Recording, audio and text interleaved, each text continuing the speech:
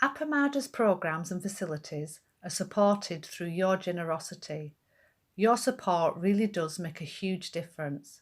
You'll find a link for contributions on the website at appamada.org/contribute. Thank you so much.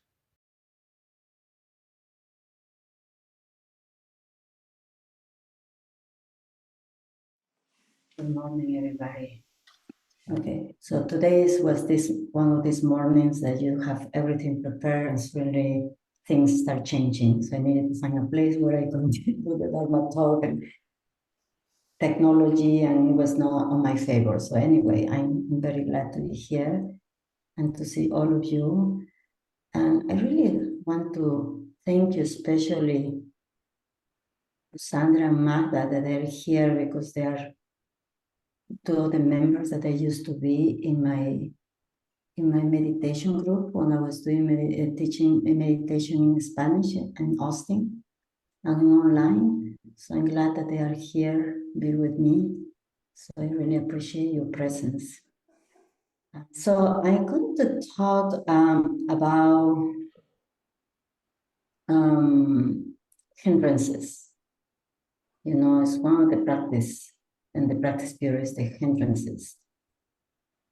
So we have 5 hindrances: sensual desire, ill will, sloth and stupor, restlessness and worry and doubt. And one of the ones that really caught more my attention, start working with that, is ill will. Ill will in Buddha is translated as piyapada, as the desire to strike out of something. Is motivated by hostility. It manifests as wanting to attack or turn away. So this causes different sorrows, mind activity, that can go very subtle to very gross, very big behavior, gross behavior, like it's more rage. And the emotional states can range from anger, rage, resentment, indignation, discontent, resistance, avoidance, denial, fearfulness, and complaining. Being caught in aversion or ill will is painful. It causes constriction in our body and close our heart. And sometimes makes to focus on whatever in undesirable, which trigger more ill will. Like can be things that happen in this moment. Sometimes it's for me, if I listen too much the news, I keep, causing more that ill will in me. It's not that I try not to watch the news.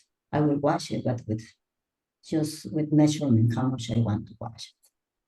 So that's what this means, that to keep triggering that same ill will. When we practice mindfulness in our life, we start discovering that ill will, aversion, are a constant state of our mind. Can be the fall state, we see this around us. I like this, found that this analogy about ill will is like gazing into a pot of boiling water. As the water shone and settles, it prevents us from seeing our reflection clearly. Not seeing, we misperceive ourselves and others. Our viewpoint becomes narrow, which leads us to constrict and defend. I think we're familiar with this. How many times we are feeling with that boiling water in us when something triggers and we don't know where to go. And most of the time, what happens with that is we project outside. We project around us. And that's when we start complaining, we start getting upset, and we see more they or that or it. In my own experience, working with this is when I in a situation with a person that really triggers me, I go towards that. And I just go and say, okay, what is in that person that is something in me that I don't want to see in myself, that I project into that? It's not easy. It's not easy to see something that we don't like it, that triggers. They say, oh, it's something in me here. But for me, in my own practices, when I do that, even though it's painful to notice that part in me, my reaction towards that person is softened out a lot. And I can just be a little bit opening. It's a little bit opening is happening. And that I can sit with that. And that's where practice comes. Because I can sit with that discomfort or with that person. And I can be the opening in my heart, start getting a little wider. And I can see what is underneath in me that I'm not aware of. And that's when I can take responsibility. This is my own feelings. This is my own thing. And that's when it's very important, the mindfulness. That we can just be more aware of that and bring that this practice. And we keep cultivating that full presence. And that's what we do when we're sitting, no? We're sitting, we are with all things that are arising in us. So Jill Fronsdale, or you know him, I really like, he has a little a way to work with hindrances. And he calls Bella, B as in boy, E-L-L-A. So he said, B is let be the ill will. It's not acting out, it's sitting with it. Be present with it. Be contemplation. Become more effective when we recognize and acknowledge the hindrance. And that's what I was telling you with example what happened to me with somebody triggers me. You know, and sometimes I just go in the mode of action and reaction. And probably after that, I realize, oh, what is happening here? Sometimes happens, sometimes not. But that's the practice. We keep coming back.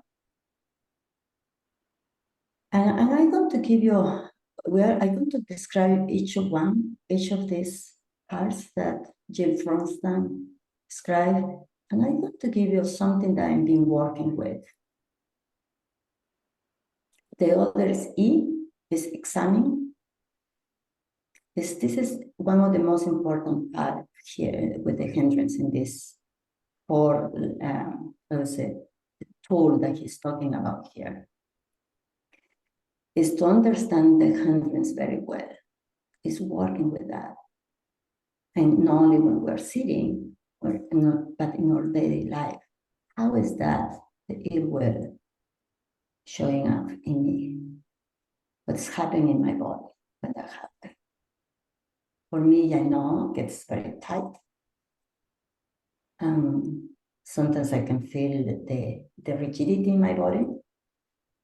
What are the thoughts that are coming with that? What are the emotions? All the conditions that cause the arising. Experience of not having the hindrance.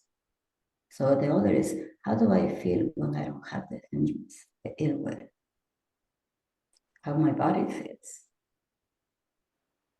And I notice when I nature and relax, and I can notice my body, my heart is open, and my body is more relaxed, it's more connected. Then when something is the ill will that something's trigger me and get very avoidance or defensive, I can notice the rigidity in my body. I can notice sometimes, if I'm able in that moment, how the mind is just doing their thing and going through all this circle of thoughts that are painful. And what are my actions? What do I do when I'm with that? When I'm complaining, I'm criticizing. What is the actions that I do? Or I go in avoidance. I just go in freeze mode. I don't want to know anything. So what are the patterns that we have when we are in this with this hindrance? And in this is I'm talking more this hindrance, but it's for all the other hindrances.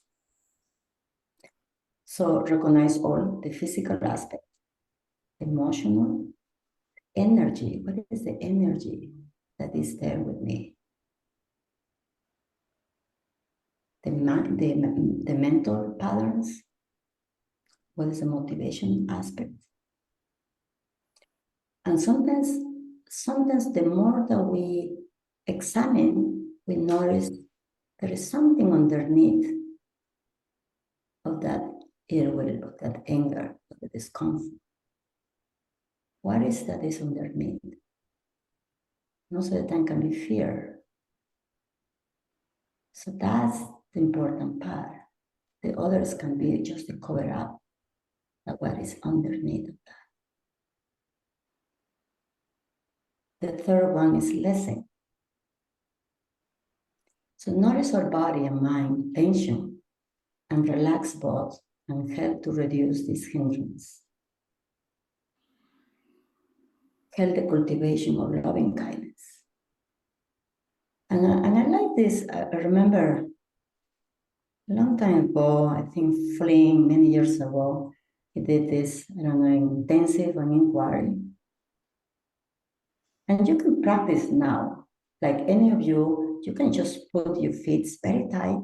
Just put your feet, do this now. You can do this with me. And just tie your feet as tight as you can. And even though you will feel some pain, just keep tight. And probably, I'm talking, but probably you can feel that some in your jaw is getting tight. Some muscle in your body. And now just release, open your hand. What is the difference? What is the difference in your body? The first time when we put tight, everything gets contracted. Everything is so rigid. And the moment there is no even blood circulation for that second. And in the moment that we release our hand, it's like it's opening. It's like everything is alive. That's what happened when one of those hindrances is in our body. All of them are in our body. So for me, when I see that, it's really, the more I'm connected with my body, I notice that. When I notice the tension, I can just be aware of that, take a deep breath, and I can just relax intentionally that tension in my body. So I can be more open and connected with my heart. And the fourth one, let go. Let go comes with practice, coming back to the cushion and allowing the air wheel to stay held little by little, relaxed, and to get softer. And the last one is A, appreciate when the hindrance is not present. So appreciate when we don't have the hindrance present in our body. How the body is feeling. This exercise. How is my hand feeling? It's in a way that we do this feedback to our brain. When we're caught most of the time in one of these hindrances, is the body thinks, the brain thinks, and the body thinks that's the way it is. But the moment we recognize and say, oh, I feel relaxed. I notice the difference. So we just send a message to our brain, saying there is something different here. So the brain can start switching and can start learning there is another way to be.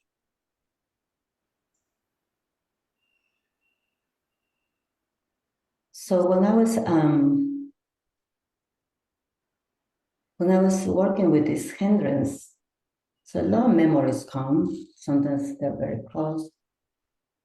When the memory comes to me is I was just many years ago working with a very strong grieving in my life. So I needed to have my dogs that were in Virginia coming with me. And I was, at the same time, I was doing my master in Oriental medicine. And you're in this mode of survival, doing things and going this and that. And suddenly I was just noticing that I was getting very annoying and upset with my doggies, what they were doing. Like, why they're not doing this? Why are you doing that? And I just caught myself doing that. I said, oh, wow, why am I putting this frustration, anger in this moment? First, I recognized that there was some anger in there in me. And I was putting in that moment my dogs. So in that moment when I recognized, the first thing I started doing it is the part that we have is first the cushion, sitting on the cushion and be with that. And my spiritual friends, talking with them. Because for me, everybody has different ways. Some people, it's good writing. For me, it's talking. When I talk with somebody, I can process things and I can see things more clearly. And that's when we have community. And that's what we say, where do you take refuge? Buddha, Dharma, Sangha. And those are the three treasures that we have where we can take refuge when we practice with any of the hindrances. So, and the other one is, I've been with this for many years, and that comes and goes. And it's a big topic, and this indigenous colonization. When I did my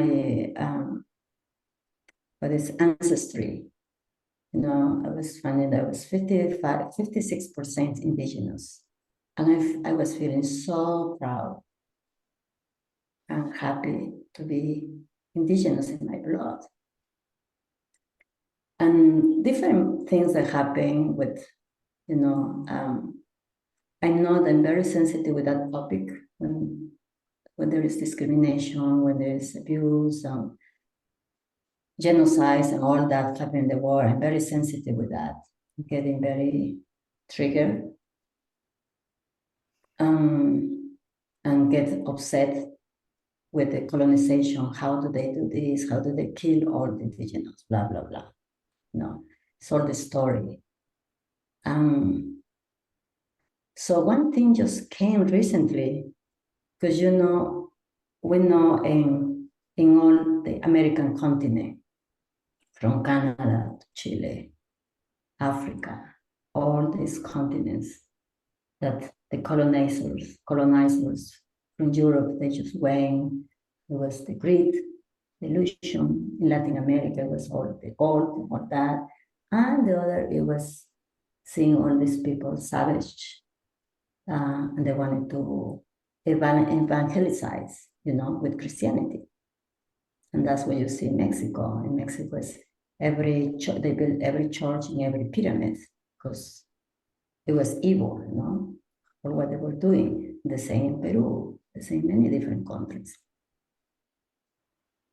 So I was working with this in myself. And a couple of weeks ago, I was just getting some like these things like showing up, like big realizations for me. And one of the first thing that came to me, I was like I was working with legacy, with my parents and all that. And that came all these things with indigenous. And for me, the realization that came very clear, I said, wow, the colonizers, they came here, they were very blind for the greed, and we know that. And fear, this is my interpretation, okay? My own realization. The fear of seeing all these people that they were probably evil, they were eating people, according to that, which I don't want to go enter in that. It's more than that, but it's not what they say. So anyway, it's all these things that they were, so they start killing, no? The indigenous, so they start putting this, what they call missions, where they start almost like training them to be human beings, because they were not humans. For me, when I started working with these hindrances, I realized, wow,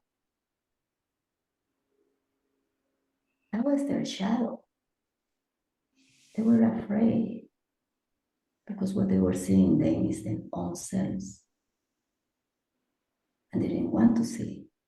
It's why I was telling you, no, when I see somebody that triggers me, I just go and look instead to reject the person and start going with my things and say, okay, what is in me that I'm projecting that person? What is in that person that I want to see myself?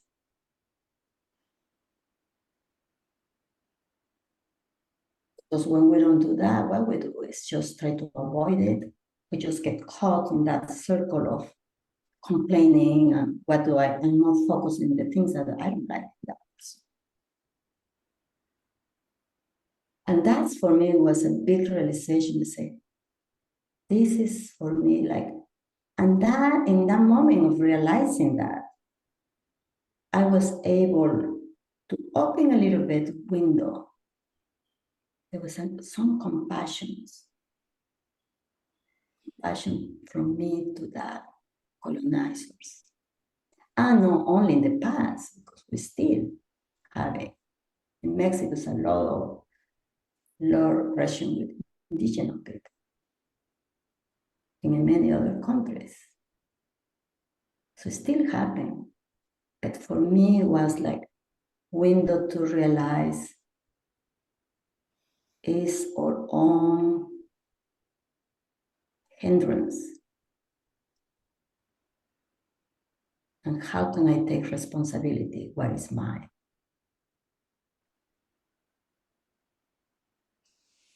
And the other part for me is how can I take responsibility? What is mine? I can do and I can stop that in myself.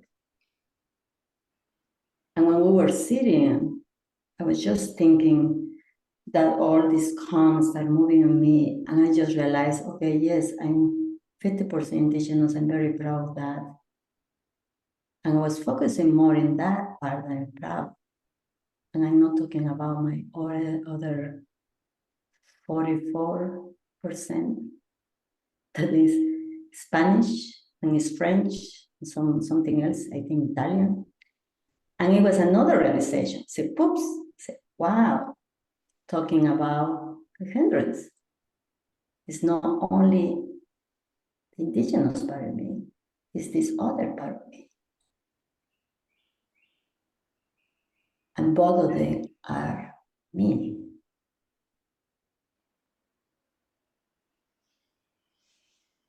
And I can bow both of them, just to bow.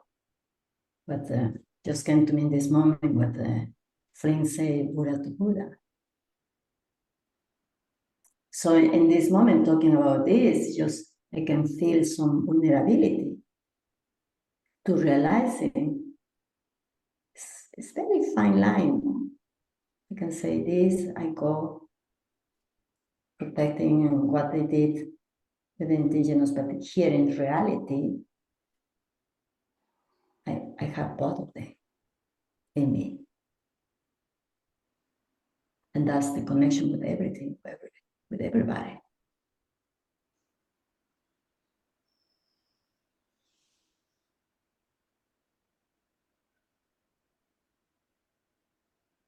So I want to share a poem.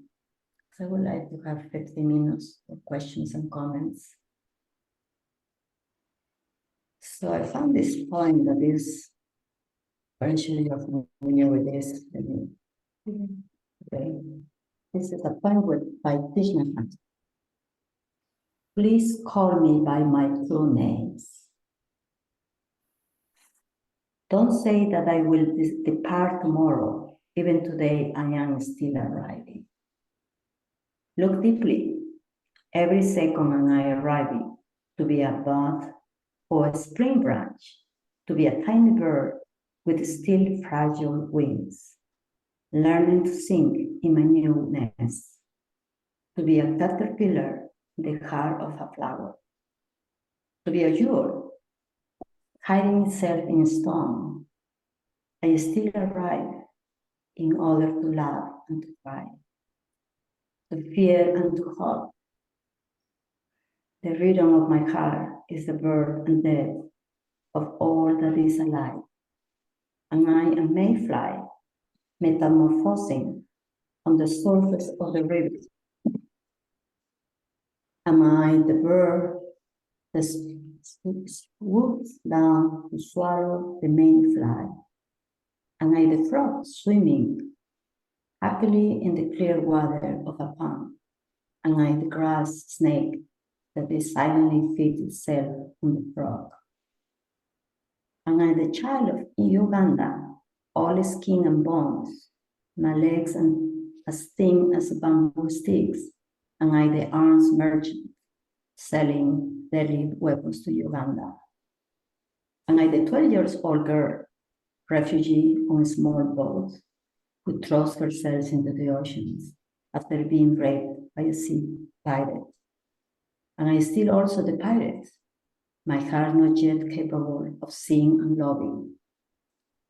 I am a member of the Holy Bureau with plenty of power in my hands, and I the man who has to pay his debt of blood to my people dying slowly in a forced labor camp. My joy is like spring, so warm it makes flowers bloom all over the earth. My pain is like a river of tears, so vast it fills the four oceans. Please call me by my true names so I can wake up, and the door of my heart will be and left open, the door of compassion.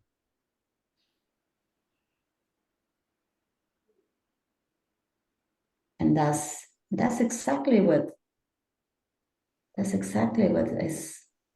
is happening, no? But I'm just saying that, talking about my realization about colonization, all that, now my realization of, wow, it's not only that me, I'm all of that. And the more that I am aware of that, the more I am aware the hindrance, how it works on me, with the different people or situations in our life.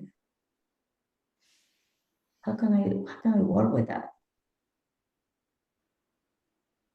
How can I open the moment that we are aware, recognize, and see it?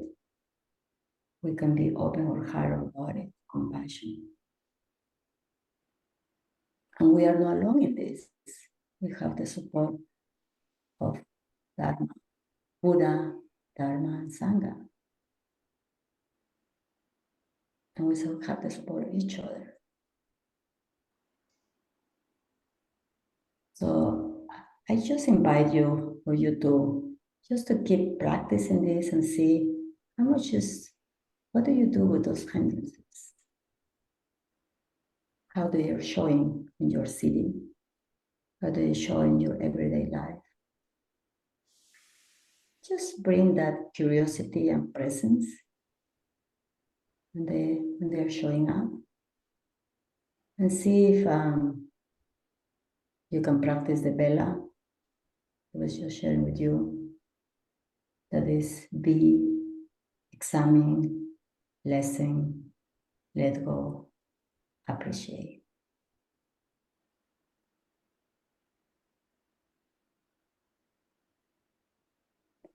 So I wanted to take a little more time, but I guess I did too fast this. So let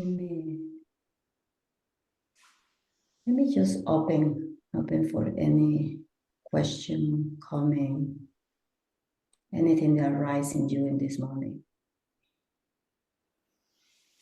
And thank you so much for being here. Jess Young. Well, thank you for this talk. You know, we hear, oh, you can't hear us. Can you hear me? Yes, just increase a little bit the volume. Okay. I wanted to thank you for the talk. We always hear turn toward. And what you gave us are some additional tools that what to do as we turn toward. And I really appreciate that because I knew to turn toward, but now I have a few more instructions and I really appreciate that. Yes, I know. We hear that turn towards and just mirror what's happening, and that's not easy, no? And it takes more than that, so Yeah. Yes, and this with Gail Folsom is really is helpful to have a little more structure. Yeah. Anything else? Yeah, as Joan said, I love this. Bella is a really lovely, specific way to look at this and be with it. And your example of your own ancestry was very, very helpful because right there, and we all have aggression in us. So right there, you know, that information helped you to be in touch with the thing that you felt ill will or anger or whatever about. And yeah, no, very, very helpful um, to um, to be with that side of us and try to, um, especially when we're triggered. Yeah, to take a look at, well, what about that side of me, and work with it that way. So very lovely. Thank you. Very helpful. Yes, Darcy. Sandra, I just want to thank you so much. This was a really lovely talk, and you know, for all the reasons stated already, but I also wanted to thank you for incorporating these personal examples, you know, of how you applied the hindrance, working with the hindrances. You know, one example at a, I don't know, kind of a mild to moderate level, and then one was a very deep, with some very deep work. And I could so feel how it transformed you by the way that you talked. And that's very inspiring. Thank you. Sandra, thank you. This is Heather. I appreciated your example as well because it was such a magnificent example using the colonizers' false perception that the indigenous population was evil. And I could relate in my own false perception of my own shadow qualities. And in my case, I'm looking at gender roles as much as anything, but my false perception of the qualities that I have an aversion to is in itself something to examine. And I really appreciated your description of how to do that from an embodied presence. So thank you. I loved your example of the hand and feeling what it did to my body as opposed to when I released.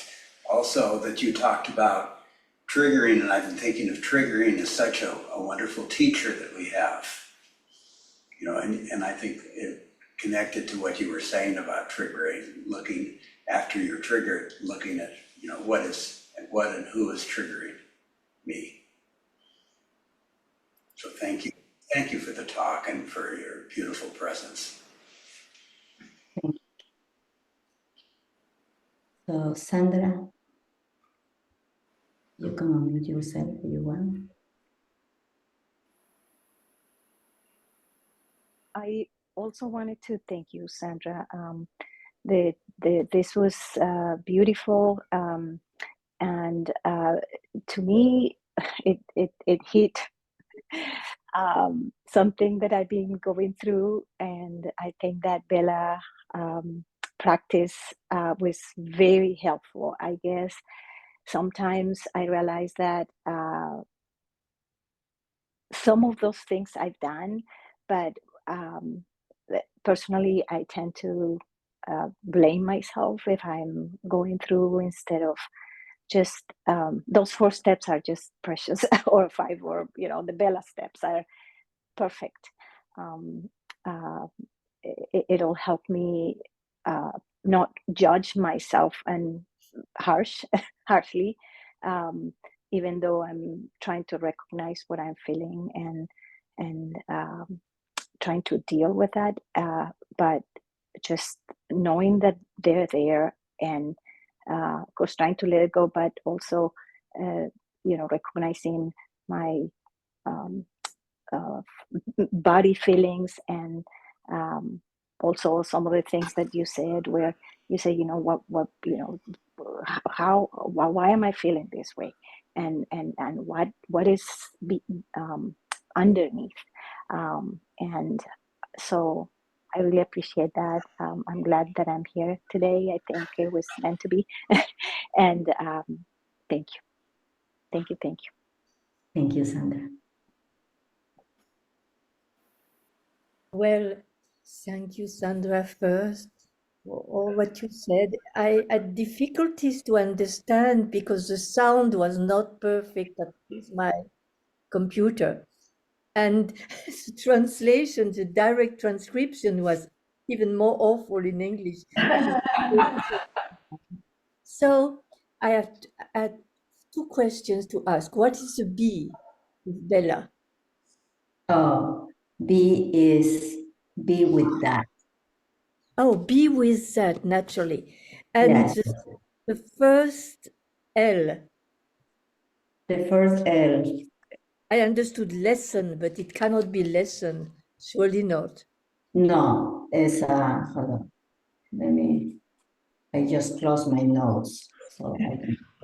I shouldn't know by memory, no? That's everything. Okay, hold on.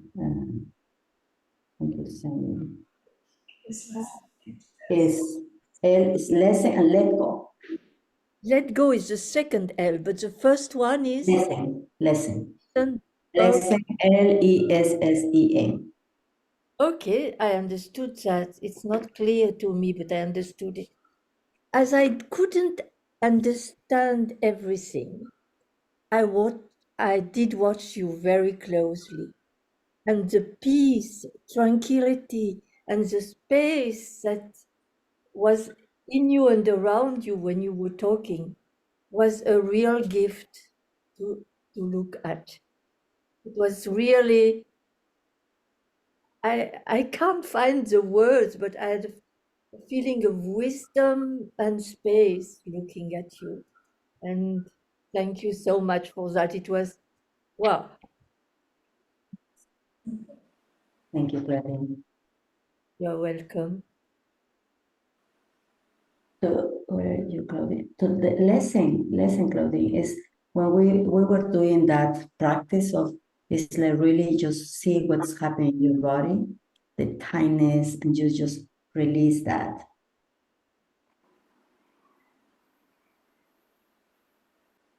Yes, Rosemary. Sandra, was it Gil Fronsdale? Was that the author? Yes, Okay, the Gil gift from Gil Stan. Fronsdale. Yes, it's a very tiny book on Unhindered. The kid is really very tiny, and he talks all about the hindrances and give you little exercise of questions. I really like it.